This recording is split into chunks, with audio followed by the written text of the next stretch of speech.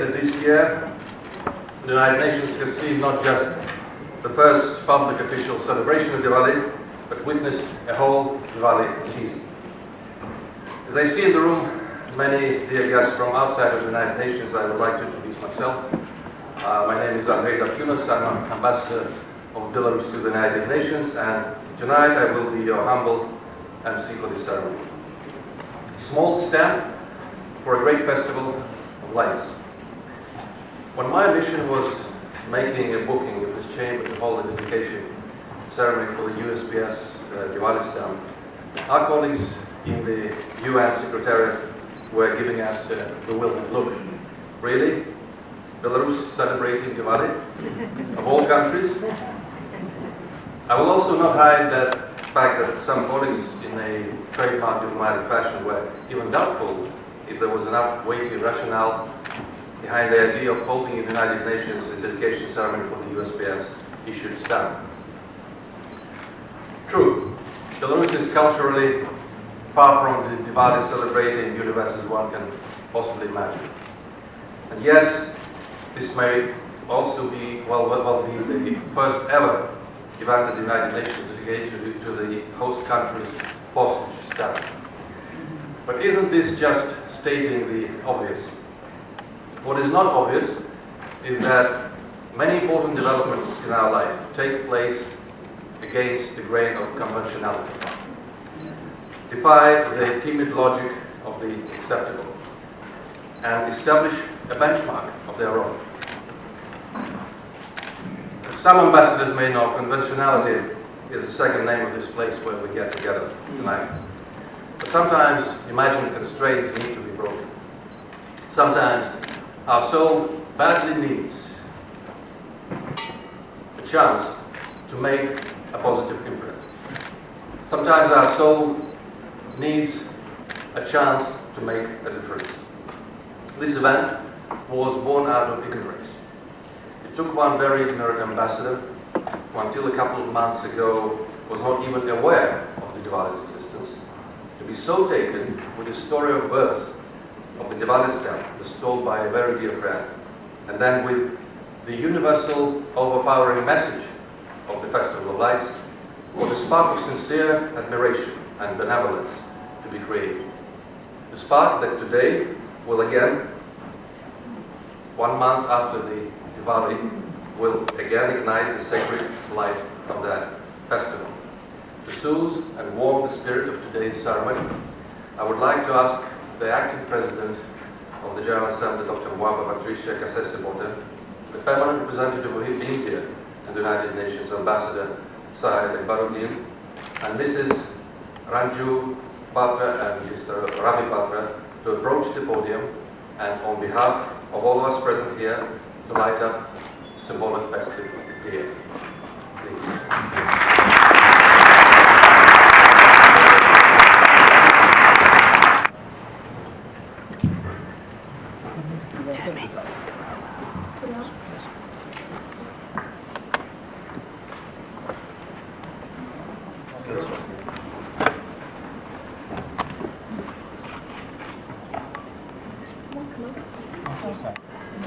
One group photo, please. One. Everyone right here. Thank you. Thank you. Thank you. To the fact that besides two co-hosts for this event, India and Belarus, the event has almost 24 magnificent co-sponsors who lended their moral support and encouragement to this event in the most gracious way. What is the gracious part about it? The way in which 20 of the 23 hosts and sponsors have reached out to another culture and tradition, as they do not even have Diwali in their official holidays calendar. Usually for the sake of time, I would not be reading out long lists to the unsuspecting audience, but tonight I will ask for your indulgence of listening to the names of these missions that simply have to be remembered. The permanent missions of Armenia, Austria, Azerbaijan, Cyprus, France, Georgia, Germany, Honduras, Israel, Kazakhstan, Kuwait, Moldova, Morocco, Nepal, Panama, Sri Lanka, Tunisia, Ukraine, the United Kingdom, Vietnam, and the permanent observer mission of the State of Palestine. Please join me in acknowledging them in the round of applause.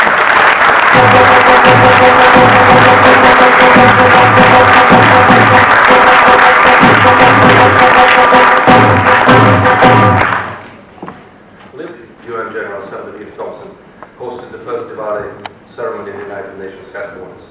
Tonight, in his absence from New York, we have the honor of having with us the acting president of the General Assembly and permanent representative of Zambia to the United Nations, Her Excellency Dr. Mwaba Patricia Kasesebota, whom I would like to ask to address the audience. You have the floor, Excellency.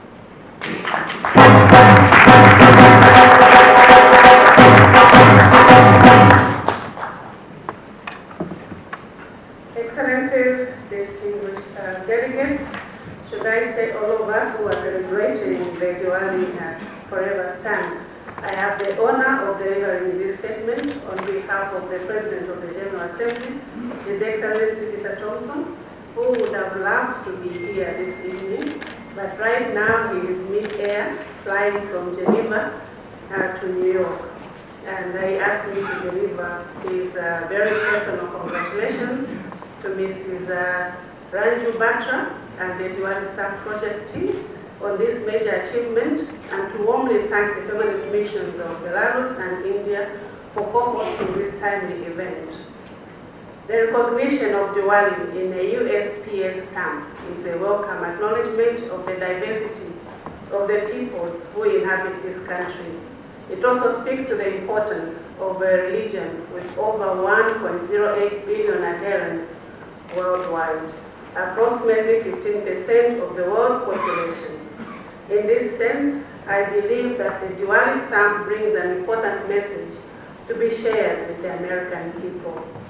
Although the religious and social significance of Diwali varies regionally throughout the world, most would agree that spiritually, the festive signifies the universal message of victory of light over darkness, good over evil, knowledge over ignorance, and hope over despair. The message of hope, while being valuable into itself, also embodies an important part of our culture here in the United Nations. It is the same spirit of hope that led a group of people over 70 years ago to establish this organization, and over a year ago to conclude the 2030 Agenda for Sustainable Development. As many of you know, that celebration, symbolically enshrined in the colorful image of the diya or lamp that lit up the UN building.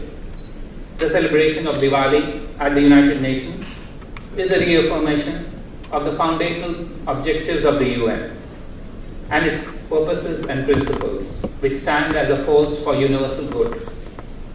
The Diwali Forever Stamp is similarly a shining tribute to the celebration of multiculturalism. I understand that the notion of forever means it will always be equal to the value of the current first-class male 1 ounce price.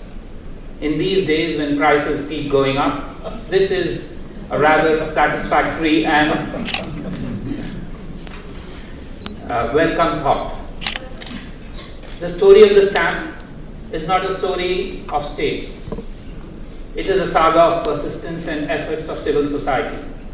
I understand that annually 40,000 suggestions of themes are made by the public in the United States, and 25 are selected by the Citizen Stamp Advisory Committee for the Postmaster General's approval.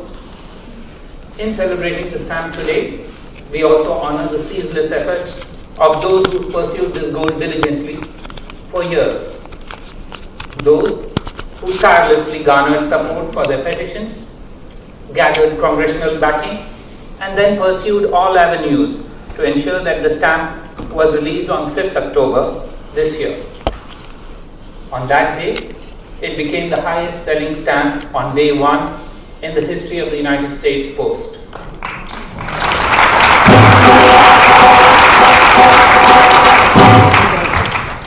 I am glad that one of the leading lights of this Diwali Forever Stamp movement, Mrs. Ranju Batra has joined us. I applaud her for her efforts.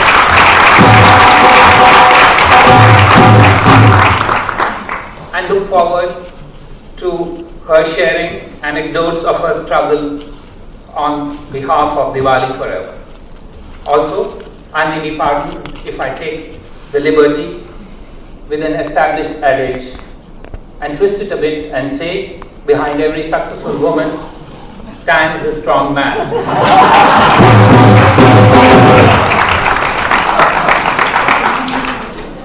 I welcome in our midst Mr. Ravi Batra, the man who stoutly supported Ranju's efforts. The United Nations is the natural home of diversity in terms of languages, cultures, traditions, political systems and orientations. Yet, it is equally the home of the common striving for universal good, peace, development and prosperity. This event today is a reflection of the commonalities that bind us despite our diversity. It brings to my mind an ancient Indian saying in Sanskrit, Ekam Sat Vipra Bahuda Vadanti. This means the truth is one, though the wise describe it in many ways. I thank you all for joining in this celebration of the pluralistic essence of humanity, and I am grateful for all those who have risen and supported this endeavor. Thank you very much.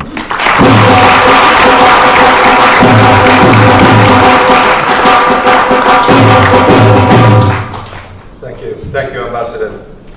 Now I'm pleased to give the floor to the next speaker. And I have to say I'm pleased because the next speaker is my own boss. I have to give the floor to His Excellency Valentin Rybakov, Deputy Foreign Minister of Belarus. Guess what? Minister happens to be in charge of bilateral relations of my country with all 12 countries that celebrate Diwali as an official holiday. Some may think it's a coincidence. I think it's a providence. Minister, you have the floor.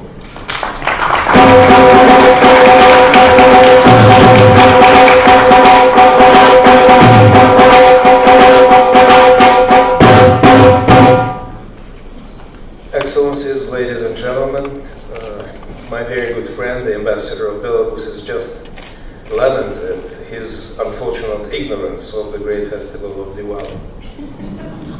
Well, I guess I myself am lucky to have been blessed with the knowledge of this great festival and great tradition for the past, it's even scary to tell you, for the past 37 years.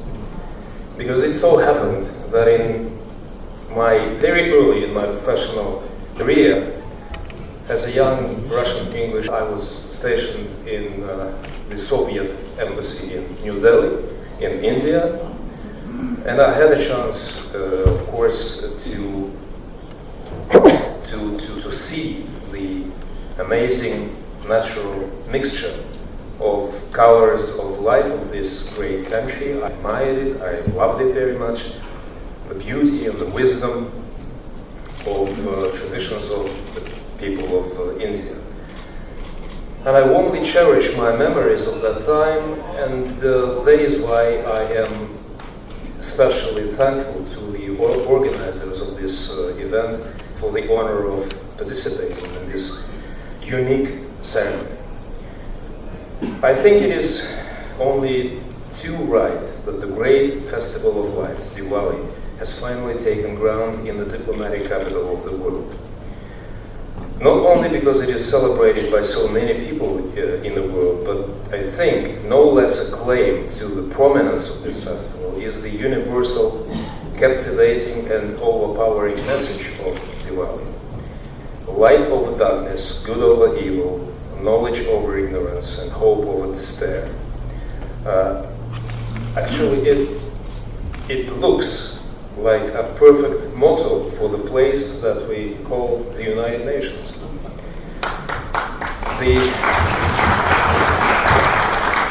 The ambassador explained the reasons for the permanent mission of Belarus to take up the responsibility of one of the hosts for this event. And I will have to tell you that this outlook on the world attitude to those close to you and also distant friends comes to Belarusians very naturally. I sometimes even think that a special friendship building and peace-making gene might be embedded somewhere in our genetic code. Even so, I was really startled, to say the least, when my colleagues from the mission have shown me a list of co-sponsors for this event, focused on the tradition of a single culture. Over the years, I attended many thematic events where nations of the world were sharing with the world the beauty, wonder, and uniqueness of their own customs and heritage. To see so many countries where Diwali is not widely present, let alone observed as a national or state holiday, to lend their sponsorship and support to this initiative is a real treat. Not just to acknowledge and accept the diversity in this world, but to celebrate it, and not generally, but very practical terms of a specific tradition and specific culture. And for me, this is a convincing expression of the very meaning of human openness, empathy, and kindness. Seeing these subtle but telling manifestations of magnanimity gives me bigger hope about how much more united our nations can really be. And last but not least, today we celebrate not only the great Festival of Lights and, as I understand, not so much the joys of stamp collecting, but also Ranju Batra's truly magnificent labor of love. Her passion and tenacity made this dream of many a reality. And on behalf of Belarus, as one of the co-hosts of this ceremony, I have the honor to express our sincere admiration with her accomplishment that is a testimony of the power of one. Most of our achievements are usually collective, but they all start with a single daring dream, with a single beating heart, with a single soul that believes that one can make a difference. I thank you all very much.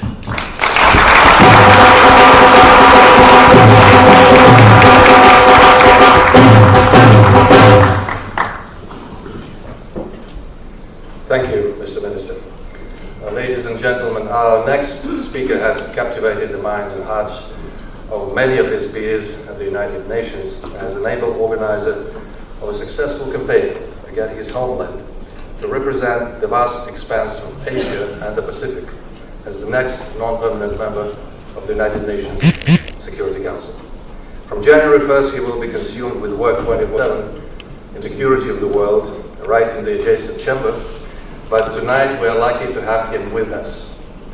His Excellency Kairat Abdurrahmanov, Permanent Representative of Kazakhstan to the United Nations. You have the floor.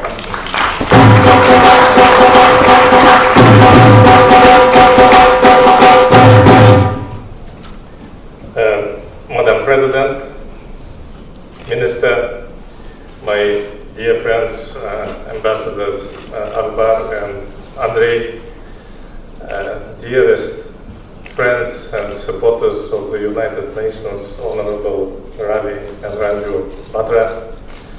This evening we gather for a very special and unique event. It is the launch of the extraordinary Diwali Stamp in the United States postal system through the tireless efforts of the gorgeous Ranju Batra and the Indian American community. It would be relevant to go back in history about origin of stamps, and it is well documented that stamps were first introduced in the United Kingdom of Great Britain and Ireland on 1st of May 1830. Unfortunately, my dear friend, Her Majesty's Ambassador Matthew just left. He could prove it. So it was a part of postal reforms promoted by Sir Rowland Hill. Since then, other countries adopted the system of stamps, Kazakhstan among them, but we started doing it only 25 years ago after gaining our independence. And the stamp, as we all know, is more than a piece of rectangular paper stuck on an entity to be dispatched. Though serving a monetary purpose of transmitting mail, the graphics chosen by each country portray its culture.